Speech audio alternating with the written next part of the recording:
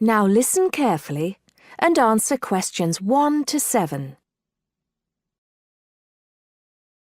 Hi, we've been looking over your listing of apartments for rent and we have a few questions about a couple of the apartments. Can you help us? Sure. Yeah, this is our most recent listing. What would you like to know? Well, we were first wondering about the house on 3rd Street. We can see that it is furnished and rents for $135 a week, but can you tell us how many bedrooms it has? Let's see. In addition to the den, it has 3 bedrooms. The rental on 3rd Street has 3 bedrooms. So in the example, 3 bedrooms has been written down in the number of rooms column for